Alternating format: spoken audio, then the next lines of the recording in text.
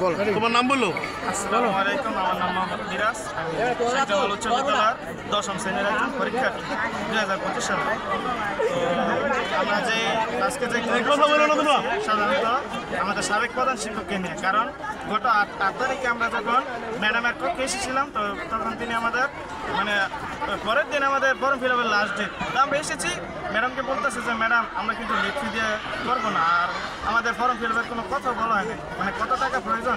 কারণ ম্যাডামরা আমরা এটা বলেছি যে ম্যাডাম সবাই কিন্তু উচ্চ ধনী পরিবারের লোক না, যে আপনি এখন বলবেন 3-4 হাজার টাকা আমরা নগদ মানে নগদ আমরা নিয়ে আসবো। কিন্তু উনি বলতেছে যে তোদের কাছে কি আমি লিখ ফি চাইছি। তো তারপরে আমরা বলতেছি যে ম্যাডাম তো কালকে লাস্ট ডেট, আমাদের যদি 3-4 দিন আগে না বলেন তাহলে আমরা টাকাটা কীভাবে জোগাড় করবো। কারণ সবাই তো আমি যে শুরুতে কথাটা বললাম, সবাই উচ্চ ধনী পরিবারের লোক, নিম্ন মধ্যবিত্ত পরিবারের লোক। তো তাহলে পরবর্তীতে আমরা বলতেছি, তারপরে আমাদের যে সভাপতি আবু সাইদ মেম্বার তিনি এসেছিলেন ম্যাডামের পক্ষে। তারপরে আমরা মনে করেন মানে আবু সাইদ মেম্বার ম্যাডামের সাথে কথা বলার পরে আমাদের বলতেছে কক্ষে ফিরে যাবে। তারপরে তিনি আমাদের বলেছিলেন যে রহমানি স্কুলে যাবেন, কিন্তু রহমানি স্কুলের কথা বলে তিনি গেছেন সোজা কাস্তুর ফাঁড়ি। তারপরে প্রায় 1:15 আমাদের পুলিশ আসার পরে বলতেছে, কিন্তু আমাদের কিন্তু বলে গেছেন যে রহমানি স্কুলে যাবে আমাদের ফর্ম ফিল আপ বিষয়ে কথা বলতে।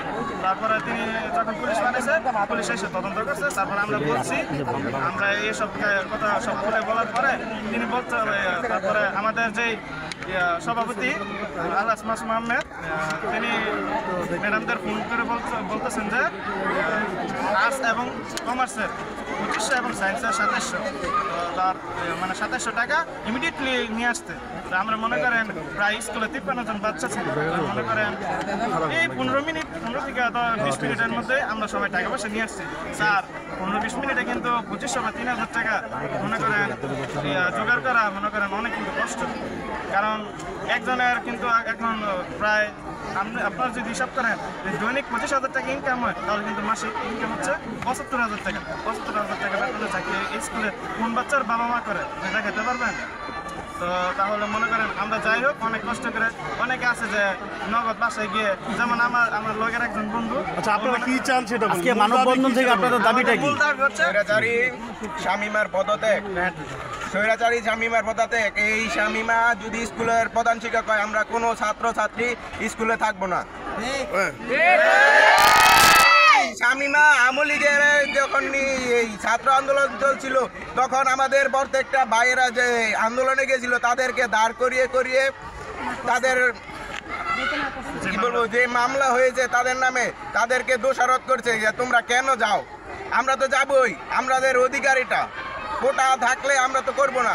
তাই এই স্বৈরাচারী শামীমা আমাদের সাথে এরমটা করছে, আমরা গেছিলাম দেখে আমাদের সাথে ফর্ম ফিল আপ নিয়ে এরম করছে।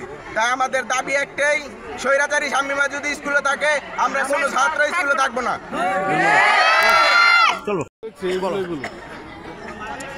আমরা গত ডিসেম্বরের 8 তারিখে স্কুলে আসি আমাদের ফর্ম ফিল আপের জানতে।